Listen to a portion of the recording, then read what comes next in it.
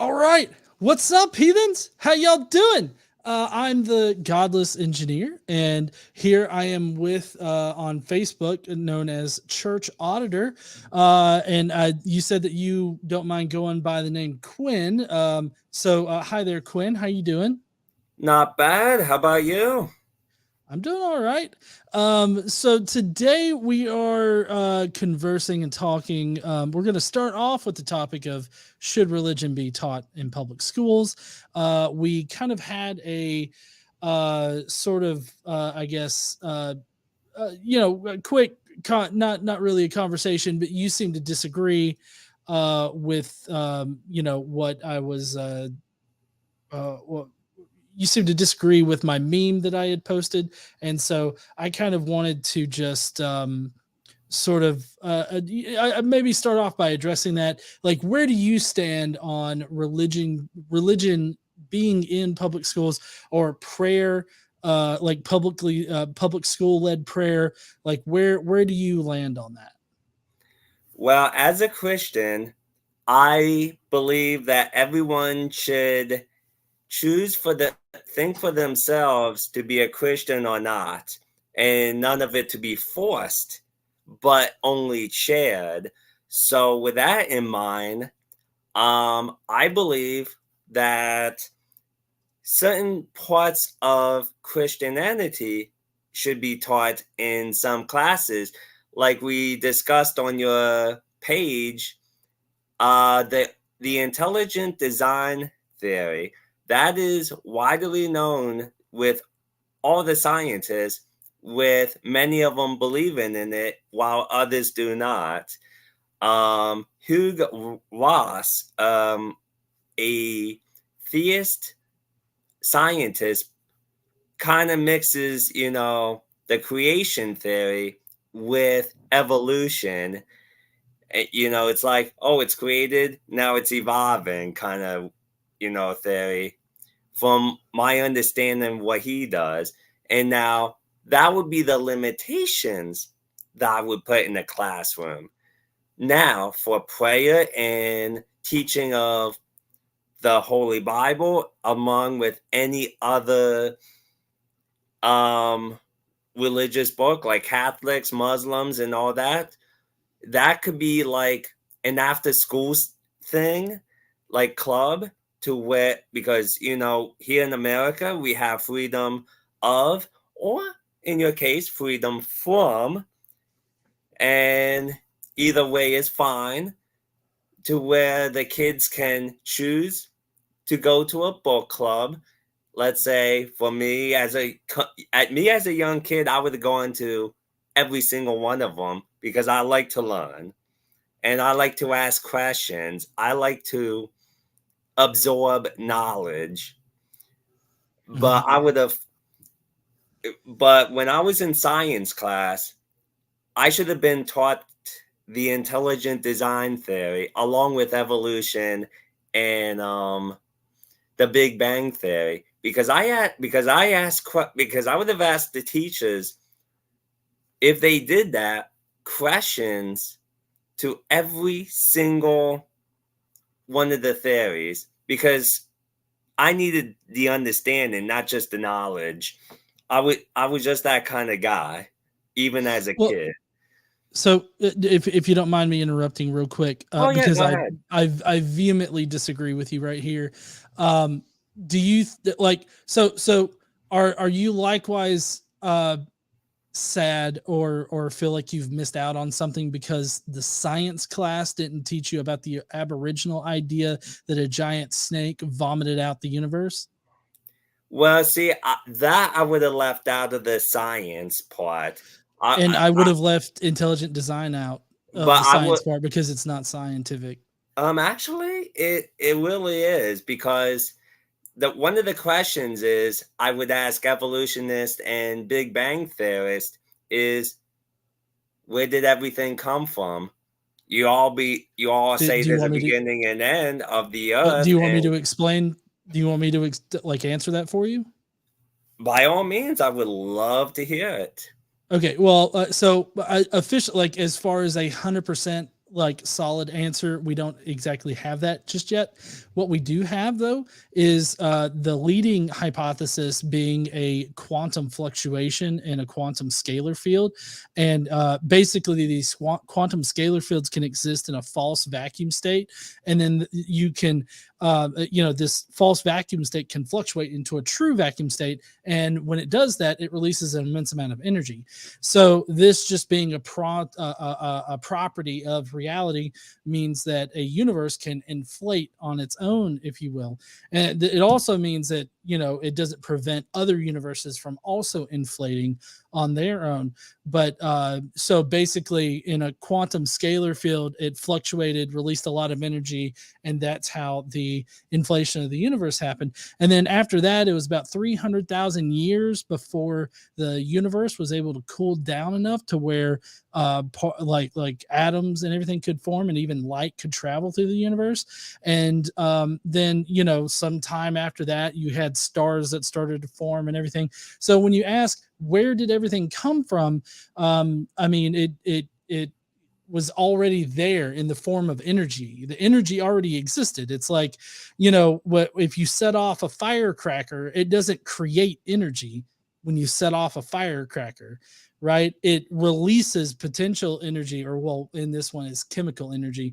It releases chemical energy, and that's the explosion. Well, in the same fashion, not an explosion but an inflation, you have all of this energy being released from this quantum scalar field fluctuation, and that's what inflated the universe. And so this energy transformed from what it was into the matter that we have today, because as Einstein proved, you can actually represent matter and everything as energy. And so I mean that kind of explains that. You're asking where did it all come from, and it was all already here in the form of energy, because energy cannot be created nor destroyed. It can just change form. So I mean, it was all already here, it just changed form. Well, I will say, out of everyone I've asked, you're the only person in my 45 years that has able to give me some kind of answer. And so that, and I appreciate that you came up with that. I didn't. I didn't come up with that. I spent 10 minutes on Google and I found an explanation. Oh, okay, So gotcha. Well, you still found an answer. Most other people I would ask in my 45 years, even scientists usually, couldn't even answer that. well, I mean, it And, kind of depends on who you're asking, because you could be asking somebody where it's outside of their field of study, and so maybe they don't know, they haven't studied it. But my guess is that if you would have asked somebody that was directly concerned with the beginning of the universe or astrophysics or even quantum theory, you would have been able to get like an answer to your question. It's all about asking the appropriate person or looking in the appropriate places. well, and you're right on that, because there are many people who just go with the flow of things, and this could be anyone, and even people in the same profession would. And as far as this bookworm, he said, or she said, so he spent 45 years not listening. The only answer I ever gotten was, I don't know, or we don't have an answer to that question. The only, uh, 20 years ago, I've learned through the intelligent design theorists, and I did ponder upon this. I didn't just immediately, just believe it, but the intelligent design theory is, yes, God created everything, but it's because he exists outside of space, time, and matter, and which makes him eternal. It kind of like the energy that you're talking about. So So God is the ultimate energy for the intelligent design, and as you're saying, energy. I don't know if you mean the energy is eternal to create everything or not. Well, I mean, so energy would be, eternal because energy cannot be created nor destroyed as far as we understand it. But I've always been very confused this idea of God existing outside of time and space, for one, and two, God also being eternal. I don't like that. Seems to be contradictory ideas there. For one thing, I don't know how something can exist outside of time and space. That seems to be a nonsensical kind of way to describe anything. And then God being eternal would seem to indicate that he exists in some sort of time fashion. It's just that he's always existed. And being that if you're outside of time and space, that means that time has no meaning. That would mean that his eternalness would have no meaning. Like that's a pointless adjective to use to describe your God. So I've always found that it was a little weird to describe your God in that way. Um, I mean, is there like how can maybe you can answer this? How can God exist outside of time and space, but also at the same time within time and space? Here's the thing. God exists. See, God is everywhere at once. He like there's nothing we can hide from him. There's nowhere we can hide from him. And and he's just that powerful. Like our little minds could not even comprehend a fraction of God and his magnificence. And and if we even, and I do believe God limited our minds to, so we would either have faith in him or not. And in who he is and what he's about. So And so God in your mind, God uh knowingly handicapped us to prevent us from being able to understand him. Is that what you're saying? well, he gave us enough in the Bible to understand him. Well, And no, I mean, it literally can't be that God limited our knowledge to where we must have faith in Him, but also give us enough so that we can know Him. It's one or the other. There's no way that like that. Those are contradictory ideas. well, let me ask you this. Um, is there anyone outside your wife that fully understands you? Any I mean, hell, I don't even fully understand me. I mean, I'm a fucking enigma. you now you're starting to sound like me there. But that's kind of a Okay. point. Um, we understand God enough of what He gives us, but we'll never fully understand God. And people are either going to be okay with that or not be okay with that. There are Do, do, people in my life that I don't even want to know me, let alone understand me. do And you understand how that's turning into a God of the gaps fallacy? Like because like if we try to understand something about God, like for instance, if we try to understand why God mandated slavery laws and mandated that it was okay to own other people as chattel slaves in Leviticus 25:44 through 46, and we just can't fathom a reason why an all good God would do that. You're saying that, oh, well, we just simply can't understand it. That's literally a ah, God of the gaps fallacy. but that's all in the Bible too. There's three ways that slave is okay, and we even use it here in the United States under the 13th Amendment. And that is one, let's say I graffitied your home. I came to your home, I graffitied, you know, and it's my first offense. You have a big heart, and you say, and you and you and the judge make an agreement that I shall clean your home if I promise and stay out of jail and have my record expunged if I never do that crime again. I could clean your home for free, so you wouldn't have to pay, and it's on and until I'm done, I have to do it. So when I'm totally done cleaning your home, cleaning all the graffiti, I am free from jail. I'm free from the work. I don't have to do any more slave labor. It's only for a short time. That's That's in the not slave Bible. labor. How is that?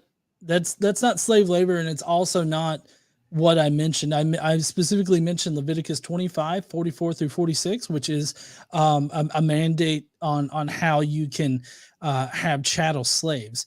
That chattel slavery would be similar to slavery in the South, in the antebellum South. And it's just owning another person as property. They don't have any kind of like personal rights to their life and liberty. So I mean, Okay, that's what I mean. well, in the book of Genesis, there was a people that was so wicked, and they knew they were wicked. They knew about they knew about God's people, that they were and they knew they were going to get wiped out off face of the earth, which we call that genocide today, for their wickedness. And these are people that would not hesitate to harm you, your family, your neighbors. Because these people just had that much hate in them, and that they really wanted to destroy other nations. But when they found out God's people were coming for these wicked nations that would do that, they tricked the Israelites into a peace treaty. And they didn't consult God in this. The Israelites did not consult God. So they said, if you give us a peace treaty, we will be your slaves. So that was on them, and that's where that came from. I don't know how any of this applies to Leviticus 25, 44 through 46 and God's commandments. Because it comes back to Genesis. That's the thing with the Bible. You have to take the whole Bible, sometimes just for one verse, sometimes for 5 verses, sometimes for a whole book or whole chapter. I mean, so Leviticus contains a bunch of laws that are laid down by God. This is one of those such laws. So it's encapsulated pretty well. You don't need like other verses. Like you don't need to take the entirety of the Bible into context. It literally has God commanding slavery in there, like commanding how you can purchase slaves, and also condoning keeping slaves. So I mean, there's that. It goes back to Genesis when it literally doesn't. It does not go back to Genesis. There's no reference back to Genesis. There's no consideration going back to Genesis. Like there's just like I feel like you're just pulling Genesis out of a hat here, and it's saying that makes it okay, and it really doesn't. This was a peace treaty. This was because of a peace treaty that happened hundreds of years earlier, and the peace treaty for a while just kept on going. Now, would we condone slavery today in that form? Absolutely not. There's only 2 reasons in the Bible that we would even allow it.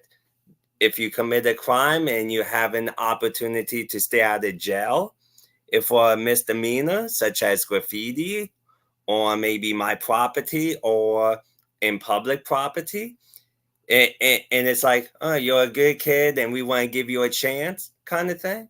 Or let's say I was homeless, you took me in, right?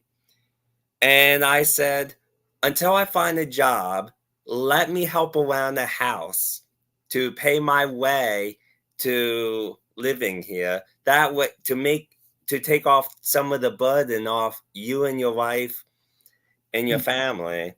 Hold on. And So those sorry. were the only 2 ways. I know that you're in the midst of this and you're trying to say that only indentured servitude was the form of slavery that was in existence in Israel, but it's simply just wrong. Can you do me a favor? Is there any way that you could pull up Leviticus 25:44 through 46 right now and read it? Yeah, give me a moment. Okay.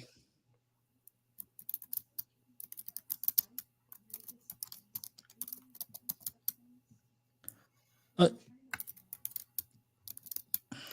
uh,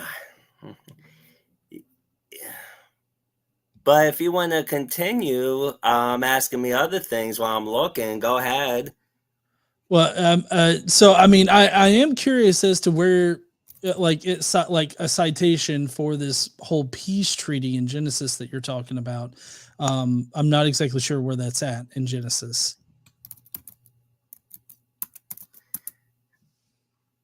Yeah, I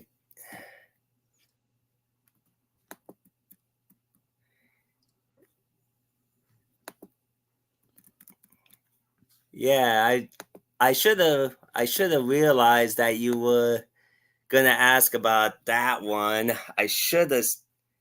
I do know.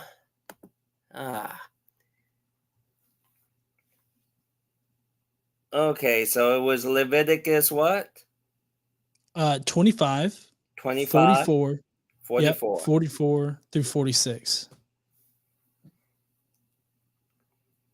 Yeah, those other nations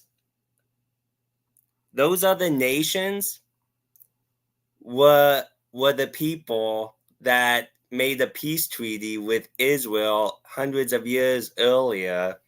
That's why it's there. And that's because God says to honor your God was saying you can honor your oath with them instead of destroying them. That well, no, And but that's not what that verse says right there. That verse says specifically, you may buy your what slaves from the nations around you. That's purchasing people as property. well, here's the thing. In the Bible, you also gotta look at the history of the Bible. You gotta look at what happened times like sometimes even thousands of years later. I mean earlier.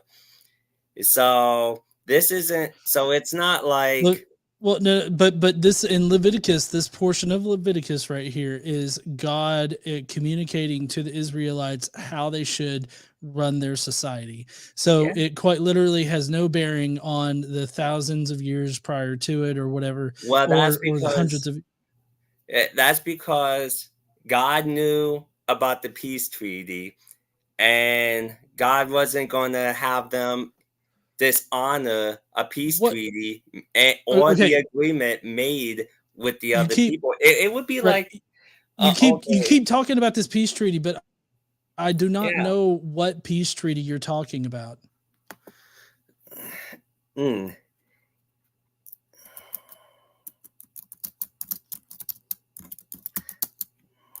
ah,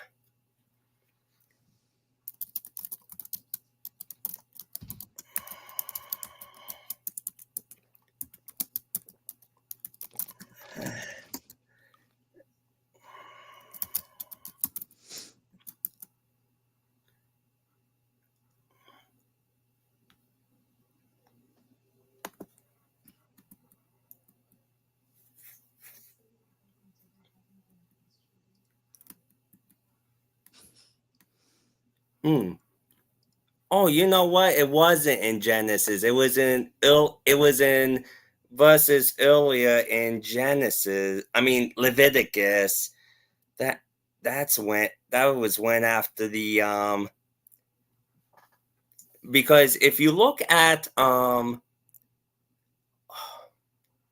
Egypt, they the Israelites were the slaves of Egyptians, and they were there for 400 years since what's his name, Jacob, Joshua, I forgot it, It, well, but it, Well, I mean, it was Joshua that got them into the servant. Yes, exactly. That's right. And here's the thing about that.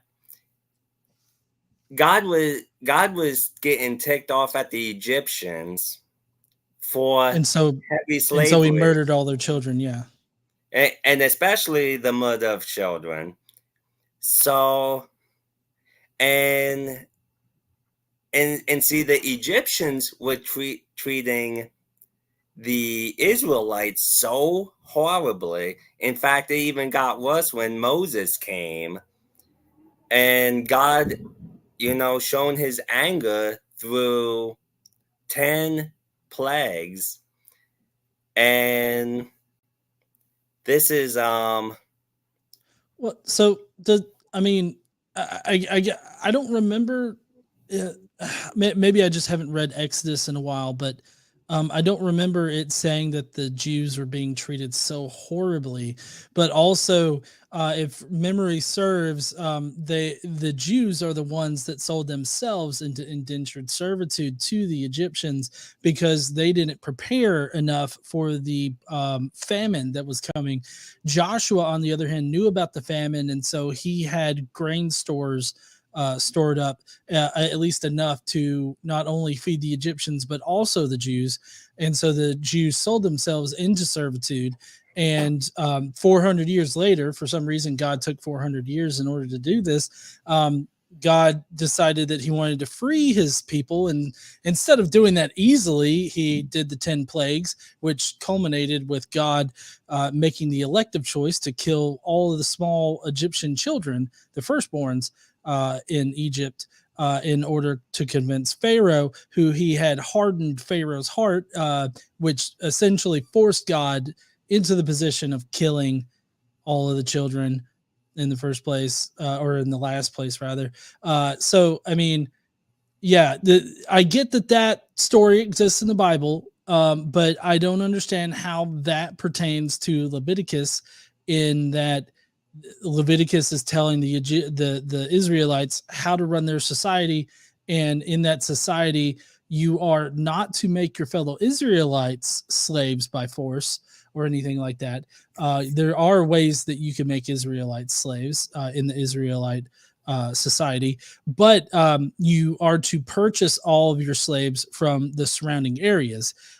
They are your property. You can bequeath them to your children, and they are to stay the property of you and your children and your family in general, forever, making it generational.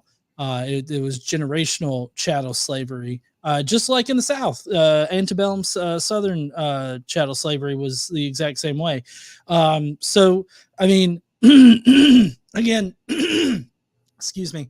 I don't know how any of that really pertains to it. Maybe we can get back to the intelligent design should be taught in public schools. I know we kind of went off the rails a little bit with the topic of slavery and stuff, but getting back to intelligent design being taught in schools, do you recognize that intelligent design is a religious concept and is in no way representative of like a scientific principle? Well, you do realize there's hundreds, if not thousands, of scientists that actually agree with intelligent design over I Big would need to Bang. see a list. I would need to see a list of those scientists. For Well, I know one, for two, Hugh, uh, Hugh go ahead. Ross, Ken Ham, um, Lee Ken Strobel Ham's definitely, Ken Ham's not a scientist. Lee Strobel's not a scientist. Those are all but they apologists. investigated. But you said scientists, so I'm just holding you to the list that you said Hugh that Ross you is a had. scientist that I do know on top of my head. Who who is? Hugh Ross. Oh, Hugh Uh, Ross. Yeah. he's the only person that I so far read that claimed to read every religious book in history, and being the Holy Bible being the last one that he read, and he would in each one he would look for contradictions in the Bible, scientifically, historically, whatever. And he said he found none in the Holy Bible, while finding many others.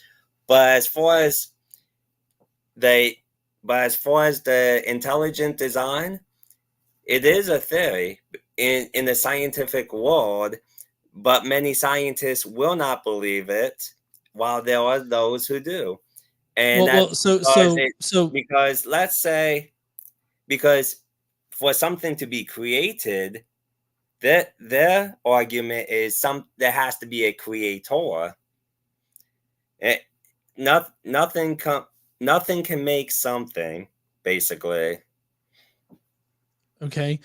For one thing, that's begging the question. There's no reason to think anything was created from anybody. Other than the obviously manufactured things that humans have created or whatever. Nature just working and producing things like, chemical reactions happening or different chemicals coming about. That's just natural processes working. Nobody created that. Nobody stepped in for any of that. I do have to, I'm still in vehement disagreement with your proposal that there are many scientists that believe in intelligent design, that thousands even. I don't think that any of those scientists would actually pass muster under any real scientific publishing, like any scientific journal, any academic journal concerning biological evolution or the diversity of life on the planet. From my understanding, all of the scientists and even the quote unquote scientists that are more like apologists that believe in intelligent design as a viable alternative to evolution, all of them are religious in nature and only believe in the intelligent design for religious reasons. And so, do you really think that that is something that should be taught in public schools, something that's not accepted by the vast majority of scientists that are specifically in the field? But not only that, the evidence proposed by the intelligent design crowd does not actually support the conclusion that there was God and that God created all life on Earth. That's the biggest thing for me. In this particular discussion, evolution has mountains of evidence behind it that has proved it, and it's got so much evidence, in fact, that you can call evolution a fact. But you cannot say that about intelligent design. Intelligent design is basically a magical hypothesis. Actually, they all have, every single theory has facts based and how scientists are using those facts determines each individual conclusion to each scientist, and you're not going to get a 100% peer review on evolution, Big Bang, or intelligent design theory, because no one has been in the beginning of humanity to even see what was there. All we can do is base everything based on the faith that we have in our conclusions. No. So evolution and Big Bang have passed. Have passed peer review. So I don't know what you mean there. Intelligent design only passes peer review at creationist publications and other religious publications. So, that's not exactly the best kind of peer review, because they're obviously just siding with what their faith already teaches them. Also, I don't have faith in evolution or the Big Bang hypothesis or the scientific theory. I don't have faith in those. There's evidence. So because there's evidence, I don't have to have faith.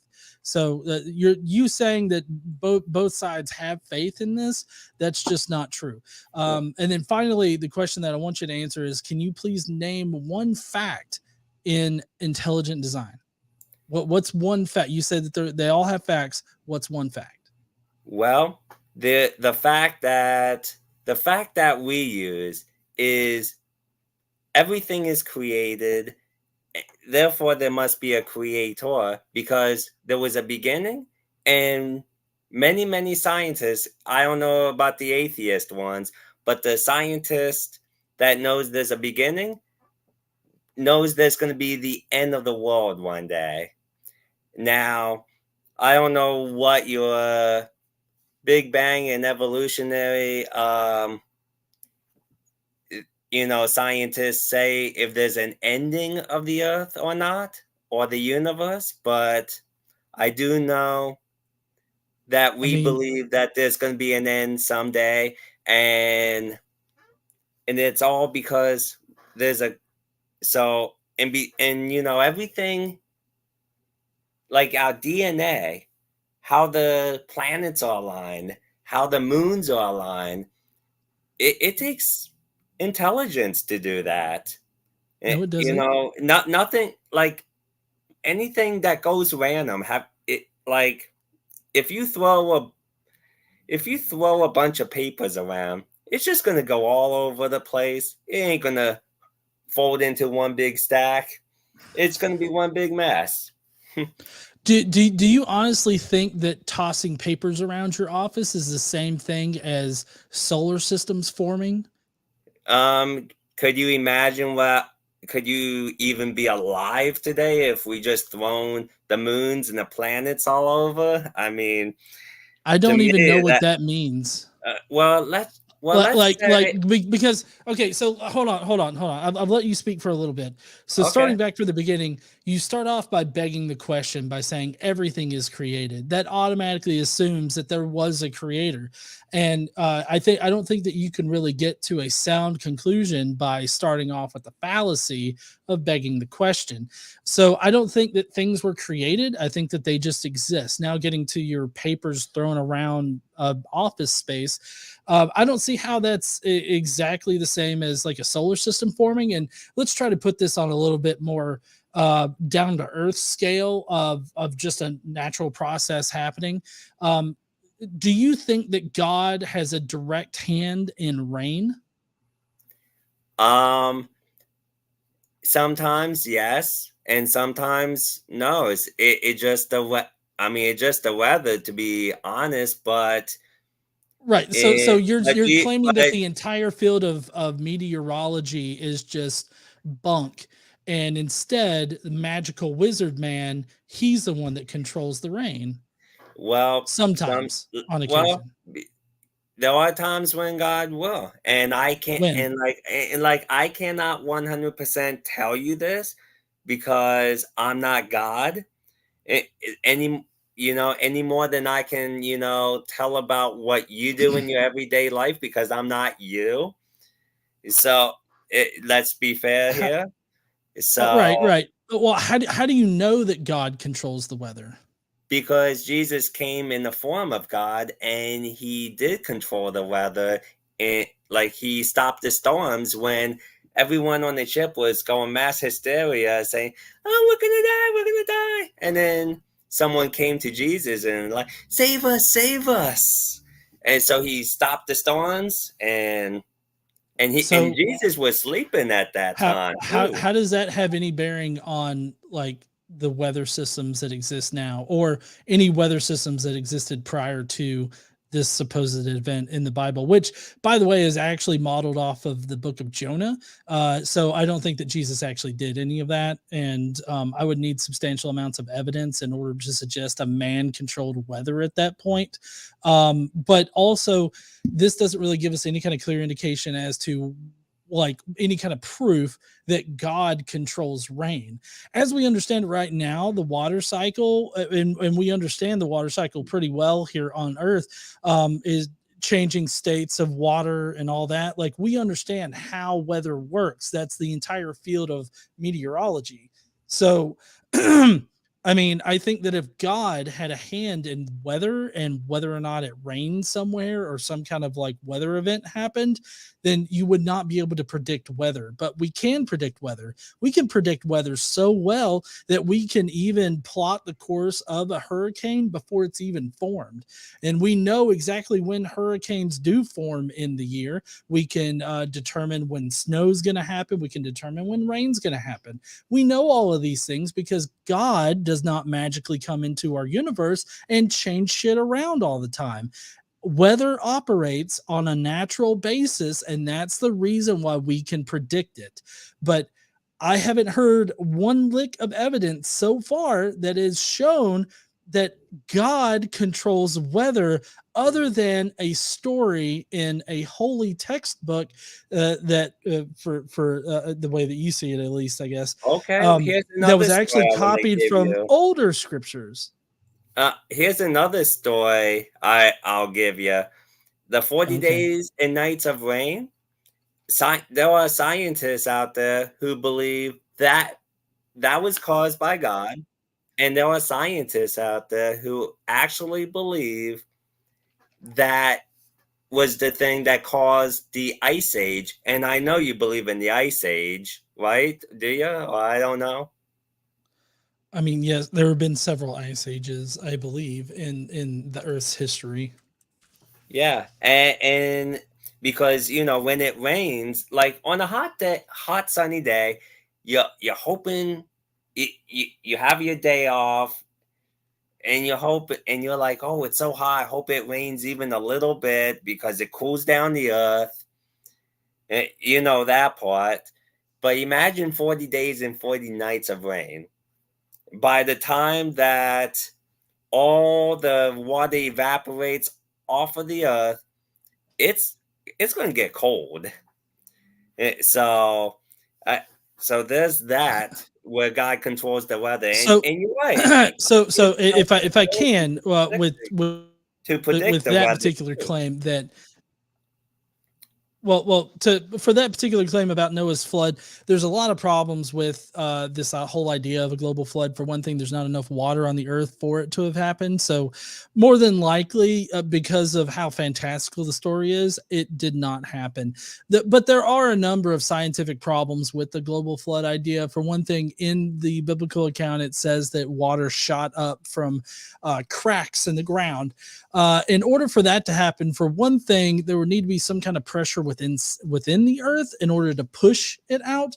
The second thing is that the water would have had to travel so fast, and there would have been so much friction that the water experienced, both on the earth itself, but also between the individual water molecules themselves, that they would have heated up so much that it would have basically been steam that came off the earth, and it would have flash cooked the surface of the earth everywhere, regardless of what kind of boat some old dude made. That would have flash cooked everything. Also, it would have erupted with like a nuclear force of like 1 million atomic bombs. So that would have pretty much just blown the earth up like it was some kind of Mortal Kombat fatality. So none of that is actually scientific. And I like that game, by the way. Yeah. One of my favorites. um, but but yeah, going back to I just think certain things should be taught in the schools, and based on what science based on what scientists say. I'm not saying what the Bible says, but what scientists say, and that way we can all think for ourselves, come up, gather all the facts, and we all come up with our own conclusions at the end of a science class, just like the scientists do. They gather all the information, gather all the facts, and they come up with their own conclusion for each individual. And that Should way, should should that way schools we're not taught what to think, we're taught to how to think. And and I, that's and that's I'm sorry, where but one of the primary things that schools are meant to do are to teach you facts and basically what to think about certain things. Now, I'm not saying that schools shouldn't teach kids how to think as well, but I feel like in a scientific setting, how to think is a lot different than what you're proposing here, because what you're proposing is to present children with two basic concepts. One, Magic Man in the sky created everything, or two, here's a natural scientific analysis of the diversity of life. This is how it happened, and that we have evidence for. And you're asking children to choose between fantasy and what we know is reality. And I think that that's not exactly right. Also, I feel like you're only coming at this from a very Judeo-Christian point of view. I know that the majority of people who adhere to a religion now come from some kind of Abrahamic faith, so they would probably believe in the type of creator that you're talking about there. But there are people of other faiths. So if you're in a science classroom and you're not teaching strictly what scientists have peer reviewed and passed muster in the fields of science, not the fields of creationism, but the fields of science, you're basically indoctrinating small children into your particular faith. How would you feel if it wasn't your faith that was the majority? And how would you feel if it was the Aboriginal faith that became the majority in the world? And so in the science classroom, you were teaching either evolution or giant magical snake that vomited everything into existence. How would you feel about that? Well, to be honest, let's just say I was just thinking, if I went to, let's say, a Christian school and they left out evolution and Big Bang theories, I would be just as angry with them as I would a public school leaving out intelligent design theory, because I want to know I want to know what every single scientist say. And peer reviews don't mean nothing to me, because, you know, if someone wanted to pay off a bunch of scientists to say, oh, make this the peer review and say you studied it, here's a $1 million for funding, do whatever you want, just make this work for me. I don't trust that, because people have the love for money. And it's true.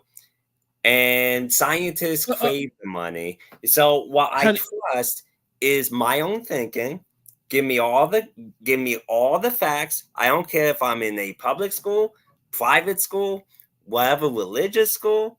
I want to know everything that is out there, and I'm going to think for myself, regardless of what they teach in the history books and what they and like I argued with. So you want to fabricate your own history, is what you're saying? Like No, you want to come to your own conclusions about historical events based on all the facts that we have, only the facts. And there is facts for the intelligent design, which I never thought of. Should flat Earth be taught in the science classrooms too? Huh? Should the flat Earth theory be taught in the science classrooms too? You know what? I would say teach that it was flat, but we have photographic in space evidence that the Earth is round. And did you know? No, I mean, you can't sit there and hold that particular position, but then argue for like the intelligent design that doesn't have scientific facts that back it up. It doesn't have. Neither does Big Bang or the evolution theories. Big Bang theory and evolution are only supported by facts. That's the only thing that informs those two positions are facts. Yeah. There are no facts that support intelligent design. Well, just in the same way that there's no facts that support flat Earth theory. Well, you know what? Those same facts are being used, or also being used for intelligent design. I mean, no one was there to see evolution happen. No one was there to see Big Bang happen. No one was there to see the intelligent designer create. No one. Why does anybody have to be there to see it? Well, in order to, okay, so let's say someone, okay, I'm gonna be a little dark in this, but and it's not a threat. I'm just making a scenario. So let's say you were out alone somewhere, someone you got murdered, okay, and your murder became a cold case like 50, 60 years later. Now Now the police has all the evidence, a lot of evidence, but they're still looking for the killer of your murderer. Now all they have is a circumstantial evidence. Now let's even go a little further. I watched a movie based on the true story about a police officer who had to retire, ended up working in a Christian school as an unbeliever. On top of all that, he was an unbeliever, and his students got him to do an investigation on the homicide. He said it just like this in the movie, the homicide of Jesus Christ. And because they said, oh, there's no evidence of that. And he's like, well, we can have circumstantial evidence. He was a detective, so he was working with what he knew, in his field as a detective. So, yeah, that's it. And because no one was there to see Christ died 2,000 years ago, all I don't you know got what is circumstantial evidence based I don't on the I don't facts. understand what any of this has to do with what we were talking about.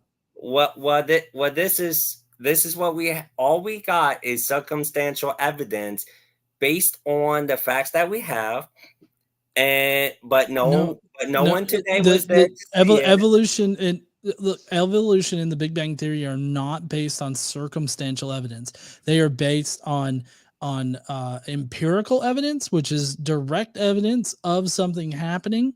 What we have direct evidence of a lot of like we even have a picture of the of the Big Bang in the cosmic microwave background radiation picture that you can go to Google and you can find. But that's a picture of that's the earliest picture of our universe after the Big Bang. So we I, know that it happened. We have direct evidence that it happened. well, It's not circumstantial evidence. but who took the picture? All them, but who took a picture all those thousands, millions, or billions of years ago? Who We took don't that have to picture? have that. We don't have to have a picture I billions I of I years would ago. need to physically see Are you what an I would need astrophysicist? physical proof Are for you it an to be 100. astrophysicist? I don't need to be. If an astrophysicist cannot prove to me that their theory is 100% true, then all I got is the facts that they give me, and I study all three, theories that were presented to me, and then I come up with my own conclusion based on what astrophysicists say.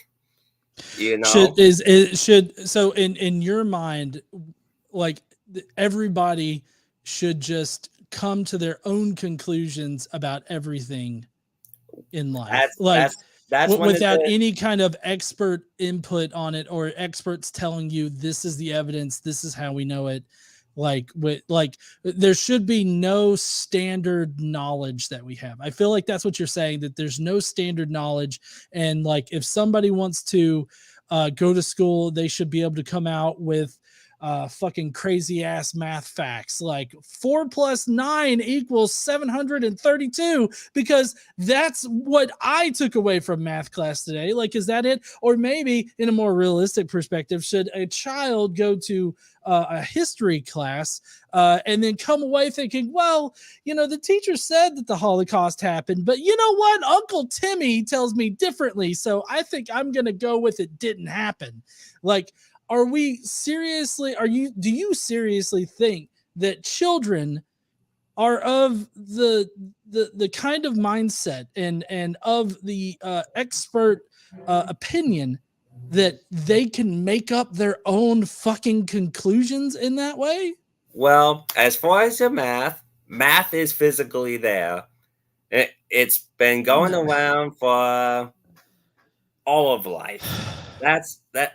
But as far as the beginning of time and the ending of time, all we got is what a bunch of facts, different scientists, and then you just got, and you got to think for yourself, and because not all the scientists are going to agree. Even the scientists don't agree on evolution, Big Bang, or even intelligent design. But it's all there in the scientific community. I mean, there's no doubt I about mean, I don't like, I it. feel like you're just vaguely saying that there's all of this disagreement in the scientific community without It is. actually presenting evidence for the disagreement. The relevant experts in the field of evolution and biological evolution specifically, they all agree about evolution being a fact, and evolution being the way that the diversity of life came to be the way that it is now.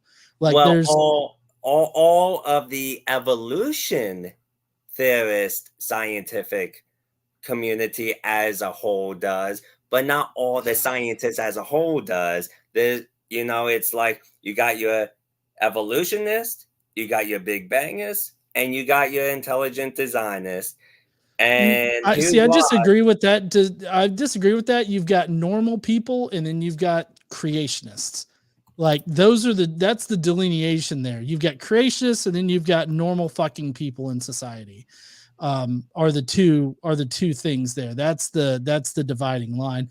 My wife, though, is really eager to know whether or not you think the stork hypothesis should be taught in science class or health class. In health class, Okay. What was that? the stork theory or hypothesis, the idea that a stork brings fully formed babies to the front steps of parents rather than parents banging it out. I was never taught that in school. But then again, it was probably Well, one of yeah, those times when I slept in class, tell you the truth. But no, I sincerely doubt that anybody taught you about the stork theory in school, because it's obviously not a serious like hypothesis or anything like that. But the point being is that if you're going to allow intelligent design in science class, then shouldn't you stay consistent and allow health class to teach, well, there's this scientific hypothesis or theory rather of sexual reproduction, and this is how it happens, or a stork magically brings you a fully formed baby and sets it on your doorstep, and that's how we reproduce. okay. Now I get what you're saying.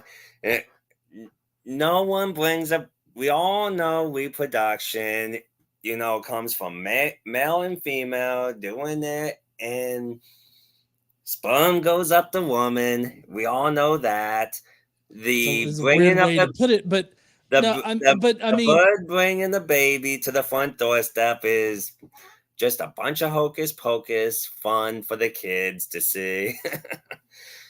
yeah, but that's not what you said earlier. You said that all of the ideas should be taught and that children should be able to come to their own conclusions about these things. And so that would also extend to health class, where you would allow the child to choose their own reality, essentially, in believing either mommy and daddy fucked one night or a stork brought you to their front doorstep. I feel like earlier you're making that case right now, but you're only cherry picking the intelligent design versus the evolution topic, which you didn't even address how you feel about the Aboriginal idea of a giant snake vomiting shit out and creating it that way.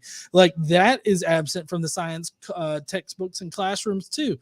Should you be allowed to choose between a magical sky wizard creating everything like the Bible says, or Aboriginal giant snake vomiting everything out? Or hey, how about the ancient Roman and Greece idea that fucking Zeus or whoever in the fuck, Kronos, created everything and ate his children and everything? Like, there's a lot of fantastical ideas that are left out of the classroom, but it's because there's no scientific evidence for them versus like evolution with its massive amount of evidence? Well, you're right. I did cherry pick because not everything in the Bible should be taught in the classroom unless it is, concrete, you know, unless concrete facts can back it up. And yes, intelligent design can be backed up by those same facts for evolution and Big Bang. And that's why I cherry picked that. But as far as the snake goes, that can be, taught in a Holy Bible book club in the church, in a private church or But on public I mean, property that's of contradictory to what you said, a though. book club, That would be whatever. that would be No, it's contradictory to not what you said. actually.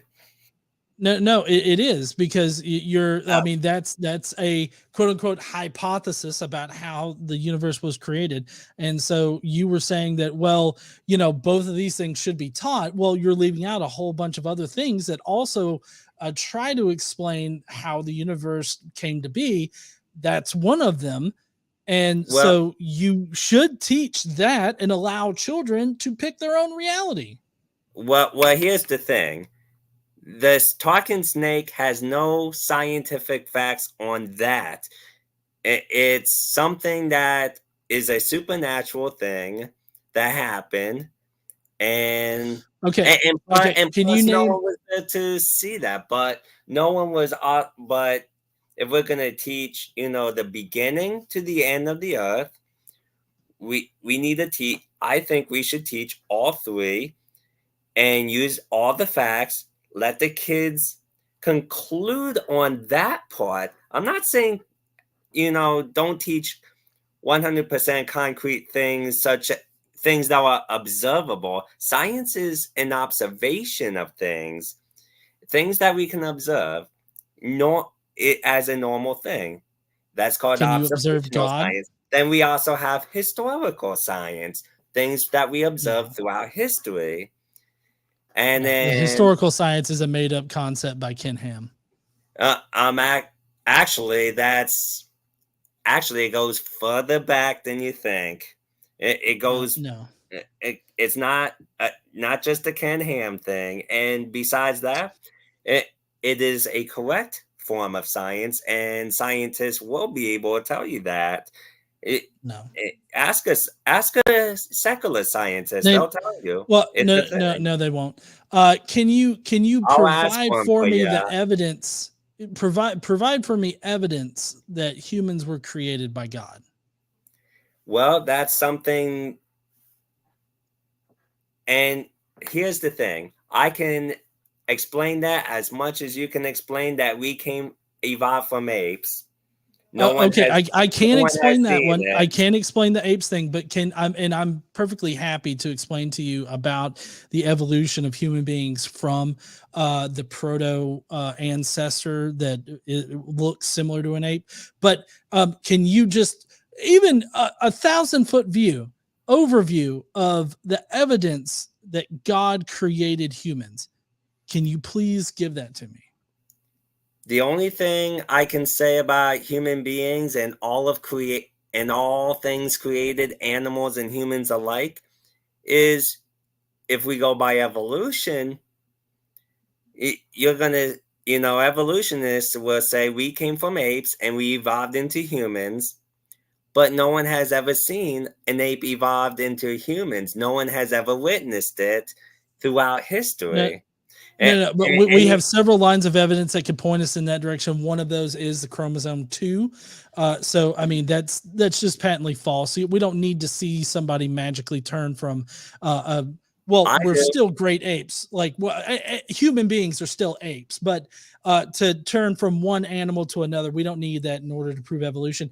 What I'm asking is very specific. What evidence do you have that God created humans from dirt? As much as an evolution scientist has from an ape to a human, none. That's Because not answering the question. because no one has ever observed it. No one has ever given me a picture of it. No one has proven any of it to me. and How do and you know? I just How have to pick a side on I'm that. assuming that you believe God created us out of dirt. How do you know that we were created from dirt? Well, here's my theory on that, and that's all we can do is have a theory on this because there's no way unless if someone has concrete proof that an ape has become. I know about the similarities of 90% of character of stuff is in the ape from a human. I know all about that. I was taught that, but still, I haven't seen anyone, become from an ape to a human being ever in my 45 years. And I need to see it if it's Is true. that what I asked? I get you. I'm getting there. Now, for the dirt part, we humans decompose when we're dead. We're all gonna decompose when we're dead, and it's gonna be nothing more than dust when we fully decompose, right? Well, No, the how Bible is this? does. So, and the Bible does say, "From dust you were created; to dust you will return," and that's talking So about decomposing. so is your ultimate proof for how you know that God created humans from dirt or any other kind of medium is the Bible? Um, that that says it all right there, and so Is the that's Bible a all I science got. textbook? And you're entitled to your belief. I'm entitled to mine. This is what makes America great. And I do like these discussions because and you know what?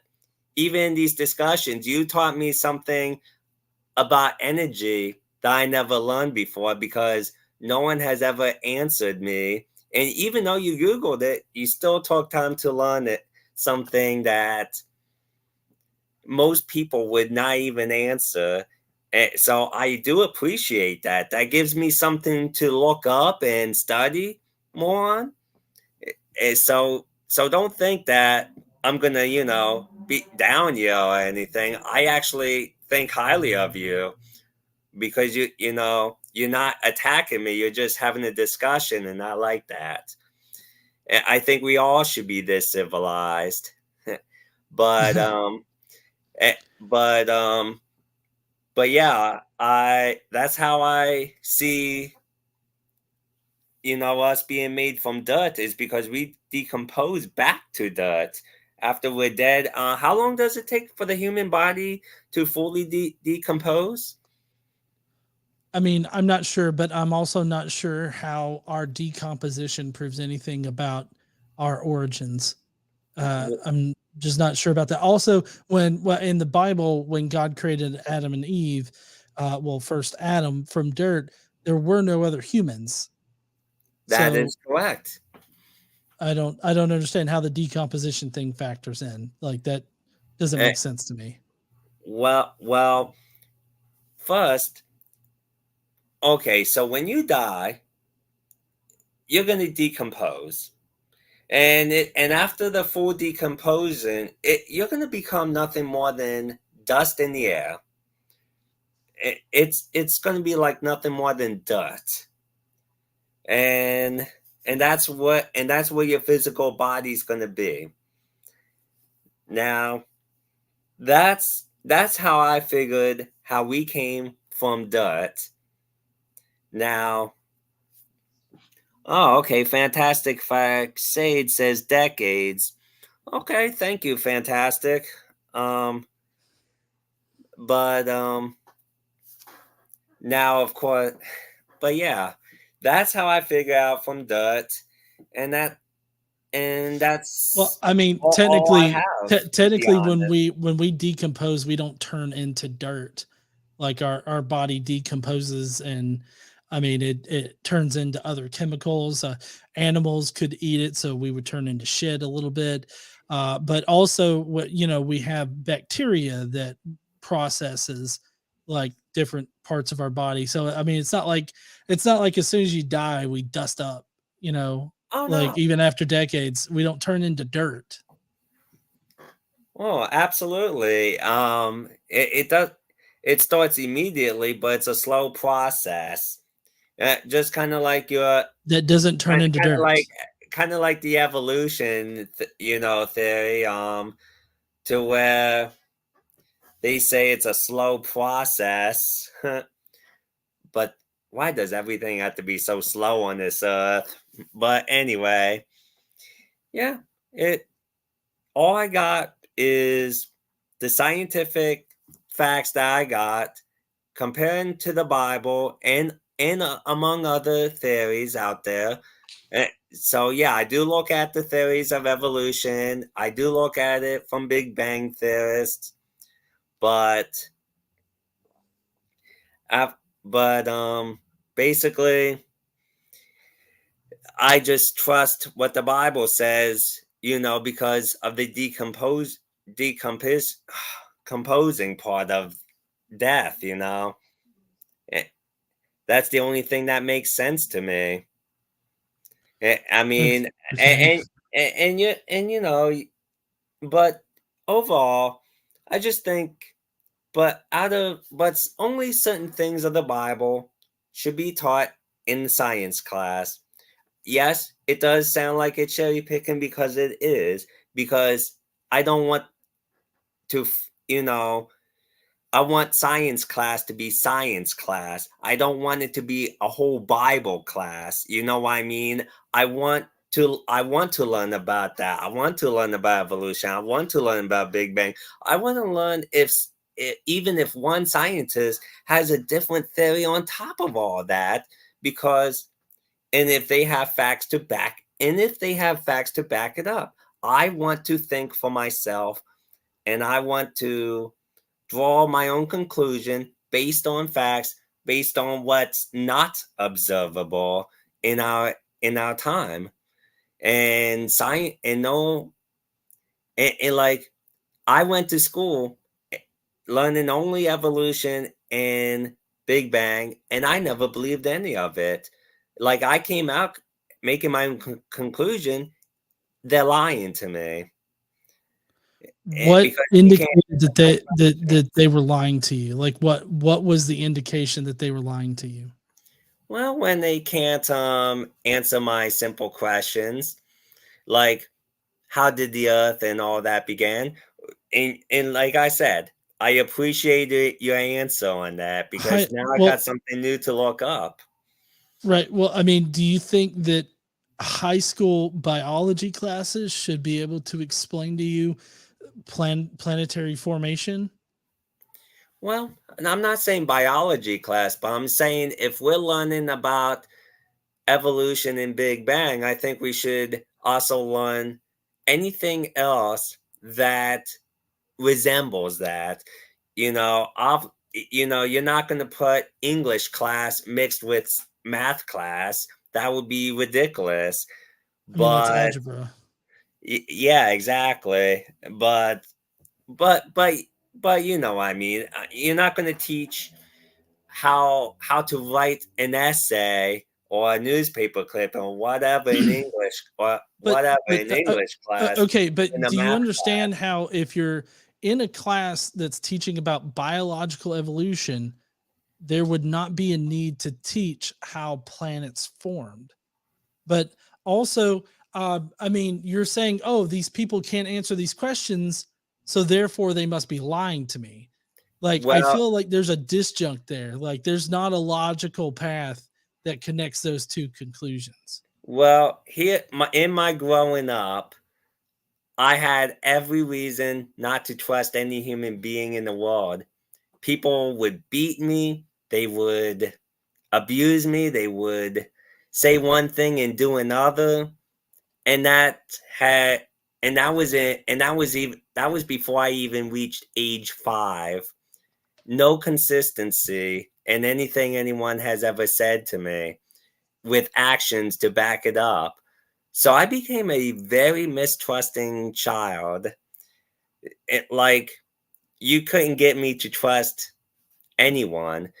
So even to this day, someone makes a claim of, like, someone makes a You trust claim the of Bible. something, I'm gonna want some facts to back it up. Like, you hear politicians say, "Oh, that's unconstitutional," but never give the amendment. They'll say, "Oh, it's against the law," but never quote the law. And I don't care what party you're in, I'm gonna hold you equally accountable if you're in libertarian, um, eh, Republican, Democrat, even the constitutional party. I'm gonna ask questions, and if you can't answer me those questions, I'm gonna take that. That just tells me that you're lying. You know. Now, I'm not calling you a liar when you said energy, because what you said actually makes sense for evolution. And I'm going to look that up because I find that very intriguing, to be honest. I And mean, the I know it. energy part that I talked about was about the Big Bang hypothesis, Oh, the the Big Big Bang Bang. That's theory. right. I'm sorry. Yeah. The Big Bang. I'm sorry. But I'm going to So, look that so up. okay. I know that we need to close out here soon, but I'm kind of curious. Do you think that, like, religion should be a prominent part of public school? Well, I would say if you want to have a book, if students want to have a book club of the Bible, the Quran, the Catholic Bible, the Torah, and other students are interested, I say go for it. It's a public school for a reason, and we all pay taxes. And if you want to have an atheist club, in fact, there was in my own area, there was a Satan club that many of them were fighting, that many conservatives were fighting against. And my thought was, it goes under the First Amendment. If they want to have a Satan club, and they're not hurting anyone, have that, but don't disinclude any religious people in that school doing the same thing with their So, religion. right. So considering that the only evidence for intelligent design is in the Bible, wouldn't intelligent design be more apt to be in those after school clubs or classes or whatever that's not part of your main curriculum?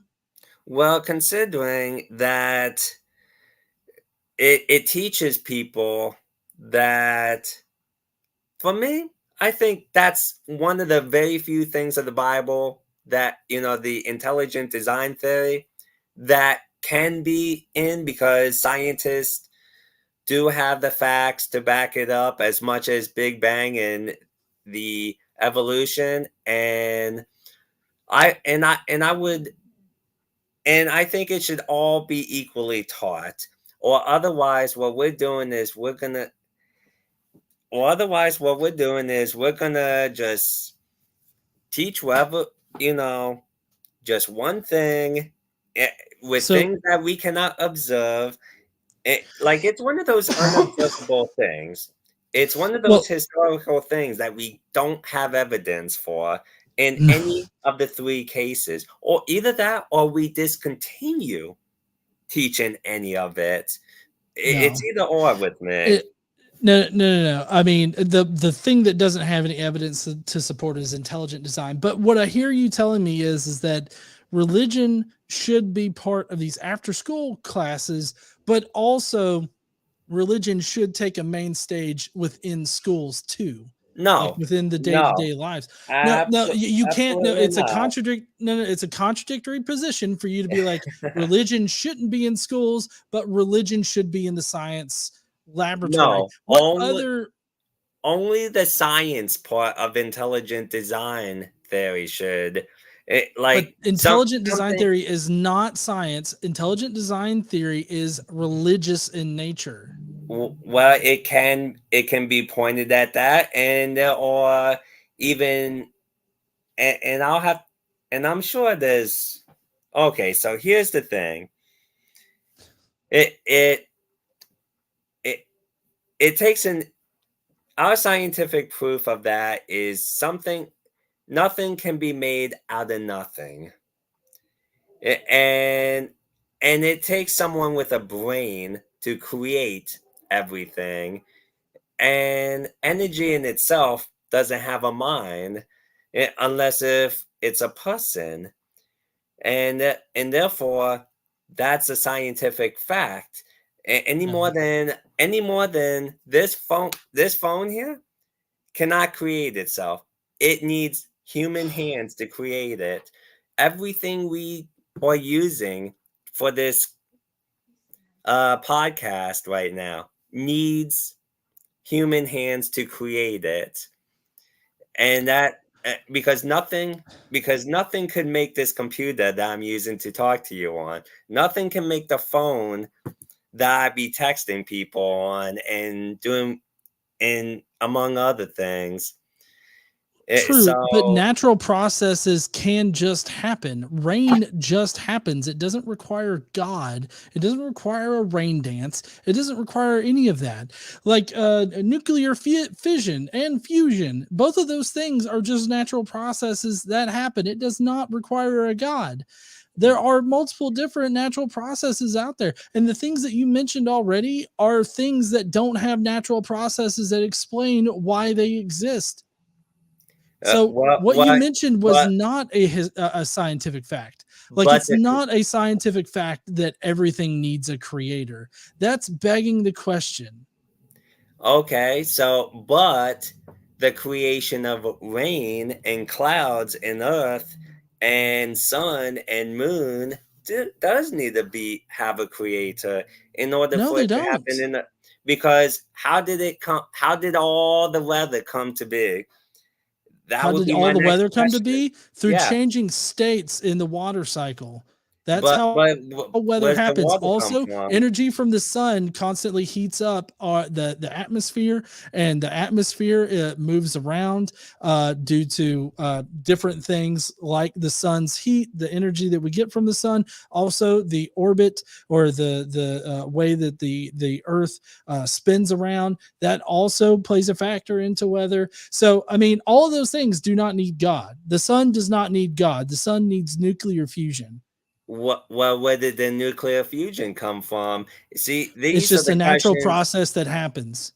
And where did the natural process come from? See, I get tougher and tougher with my questions to scientists. The gap for your God to exist within gets smaller and smaller. You just keep asking why, which is fine.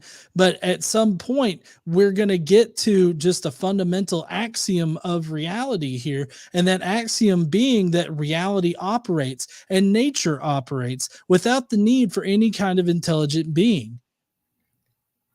Well, the same way that rain can just happen because of changing water states, changing energy states, the sun also gives off life, gets off light in the same way. Nuclear fusion happens in the exact same way. Shit just happens. Like, that's how natural processes occur. And see, ever since I was taught, since I studied the intelligent design theory along with the other two theories, and believe me, it took a lot for me to even, when I first heard about the intelligent design theory, my first thoughts were kind of like yours, actually, very much like yours. Like, I didn't even believe in a God at that time when I was first introduced, and it wasn't even in the school. It was with theists, and that were telling me, and let's just say, once again, not trusting.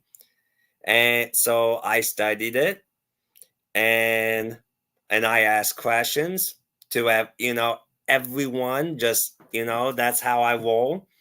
Because basically, it just comes down to this. I have to believe in, I either have to believe something, one of those three are it, or none of them exist. And intelligent design to me, after a further study and asking all the right tough questions, just makes sense to me. That's all it is. And that's the conclusion I made based on facts that people presented. And and I know we're gonna have different opinions on worldviews of on this, and that's okay, because I just want people to think for themselves. In the end, I want people to think for themselves and not have to on you know it, for things like unobservable things. It, you know, that's what it comes down to. And I'm glad, I'm glad to have people like you challenging me on my thinking. You seem like you're a good guy, I can tell. Um and you're definitely a very smart man. So don't think I'm thinking you're dumb because you don't believe what I believe. No, no, no. I think you're a very, very intelligent guy. You're a good guy, intelligent. I'm glad we got this talk in, but I see that we only have a few minutes left for your Mhm. time in there. Yeah. One last question, to kind of sum all this up on this whole creationism versus evolution thing. What would it take for you to change your mind about intelligent design and, like, I guess, go with evolution? Like, what would it take in order for you to shuck intelligent design? For that to happen, they would have to answer every single one of my questions without with because everything has a law and order to it. I always believe everything has an order of things. So when you said things just happen, to me that's random. I don't believe in randomness as far as that things like that goes. So you would have to present something that says this is in order, this orderly happened, and evolution just doesn't do it. Big Bang never did it. It was just there. It just appeared out of nowhere, basically, it sounds like to me. But intelligent design, that says I put this here, I put okay, I'll put the moon here, put the sun here, I'll put the earth here, and this will make the earth go round for human beings safely. That's what it would take. I mean, Sounds pretty random to me. well, actually, it's not because did you know the moon moves like 1.5 to 2 inches every year? It's had a variable amount of movement over the years, but yeah, the moon, the orbit of the moon is widening a very small amount, but it's also varied in the past. So Well, did you know that if it was moved to, did you know if the Earth was 1 million years old, that we wouldn't be alive right now, now, according to the see, that's not scientists? true. Because the moon That's would not. be so far away. No, wait, what? No, Uh, no. So the that moon what, was from the my moon was understanding, closer. Hold, I've hold on. read I've read Hold on. somewhere there's 10,000 scientists that believe in an young Earth model because of this being one of the No. reasons. You need to. I find it amazing, and this is one of the big things that you've kind of shown here in this discussion, is that you're all about asking questions to actual scientists, and you're very underwhelmed with any kind of response that you get. And you seem to ask questions, you probe down until they can't answer anymore, and then you automatically assume that they're lying to you. But then you give me these vague calls to a list of 10,000 scientists that believe in a young Earth model, and you don't bother to even question that. Like, you don't bother to probe down into it. Like, you don't bother to probe down into this whole moon idea because, we actually have physical evidence here on the earth that show that the moon was closer at one point in our past, because how that actually happened was there's this protoplanet that was in the same orbit as Earth was, and it smashed into the Earth and a little bit of the Earth, and this protoplanet shot out and formed the moon. And so the moon was closer at one point, and it was orbiting around, but the amount of variability in the orbit of the moon changes. It's not a linear progression throughout time. So it's not like you could do a retro analysis of how far the moon is away now, taking a static number and then tracing back, well, a million years in the past, the moon would have been on the face of the earth. So that doesn't make sense.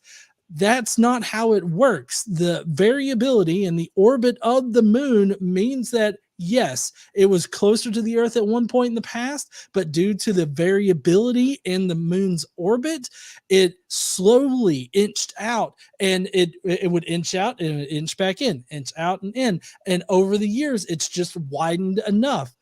And so you're assuming a linear progression to this widening when it's not been a linear progression. And there's a lot of other factors that go into it, but I just find it rather interesting that you're so willing to probe the scientific explanations down to the point where people can't explain something to you because you've hit a fundamental axiom of reality. But then for the creationist or intelligent design portion, you just simply don't do that. Like, you don't probe down farther. You don't ask the tough questions about like the orbit of the moon. You don't do that. Why? I actually read that in a book that a friend of mine wrote about the moon, and he actually shown high intelligence. He's never lied to me once in his life. And one of the very few people I can actually trust because of his character. And and so and that's why I I love. don't see how any of that plays into like truth claims that this individual might make. I mean, sure, he probably fully believes in it. He probably totally believes in in that particular idea. But that doesn't mean that his idea is true or that the things he believes is true. Empirical evidence would show you what is true. Well, I'll say this. Probably I would say to conclude because it's getting late, but Mhm. in most of the things that I've been taught, I studied, and and that's and but the moon part and the and I do read a lot of science books. I'll read the secular ones, I'll read the Christian ones, and I will and I'll run and I'll go on YouTube videos, with scientists, secular and biblical as well, and Google things, put a little study into it. But The in the end, the I gotta believe what based on facts, what's there, and I may never agree with your side, but I respect your right to have that view, and I and and I and I just think that in the schools that I should have been taught intelligent design because I believe I was robbed out of that. I'm not saying the whole Bible. I'm not asking for the whole Bible to be taught in classrooms, just the science portion of things that are unobservable. That's it. I'm not saying things that are observable today, bring the Bible to the classroom. We can clearly see that when a man and a woman goes like this, and the woman the woman can get pregnant, and the child comes out. We observe that as human beings. That's things we see.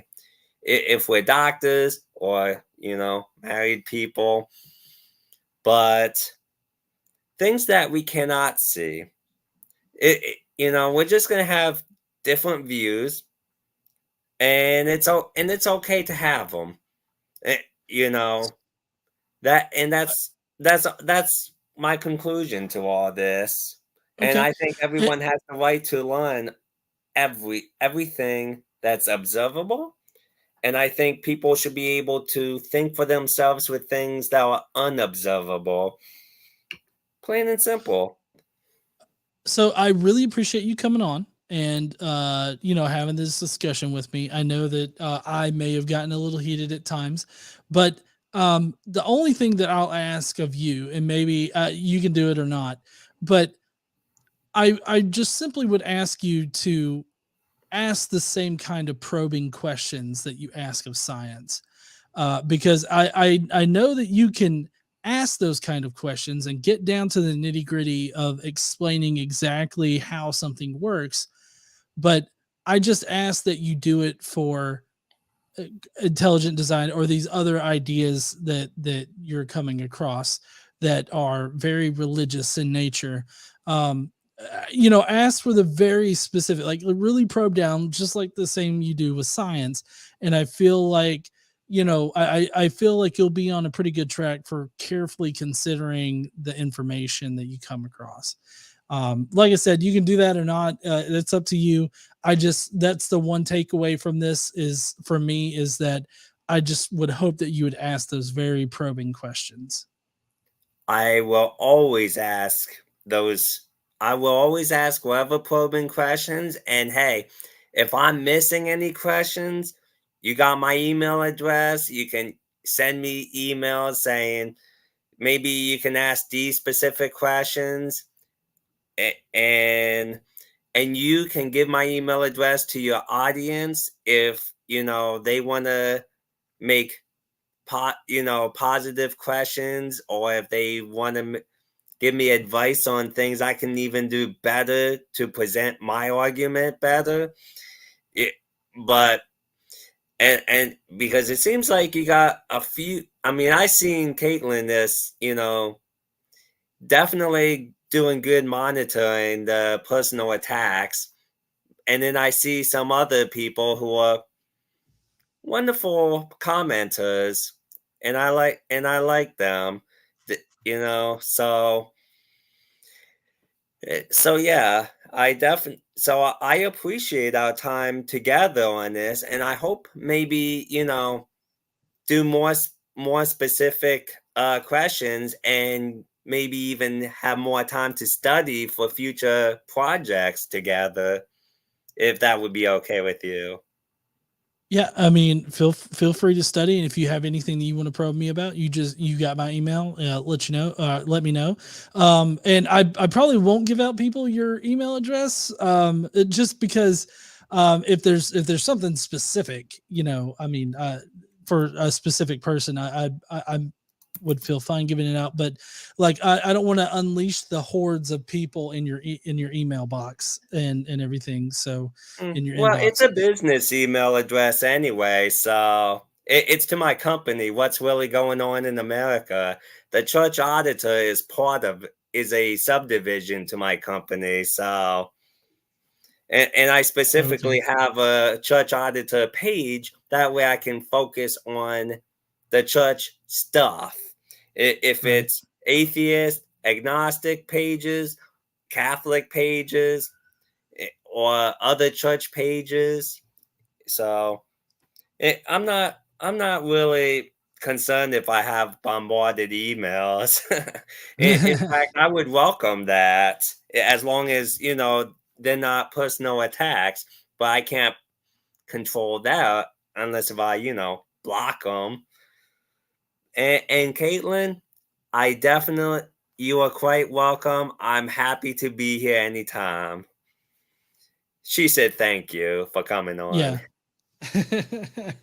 Yeah, I definitely appreciate you coming on and going through the ringer with me.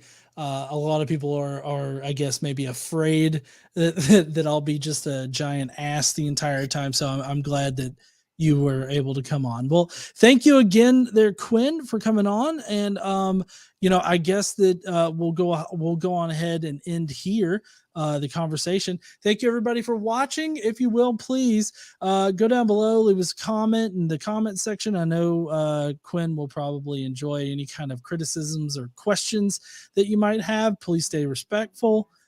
Don't be drunken assholes in the comments. Yes. And I guess we will see you heathens later. Don't forget to stand up, use your voice, and all that kind of good shit. We'll see you guys later. Bye.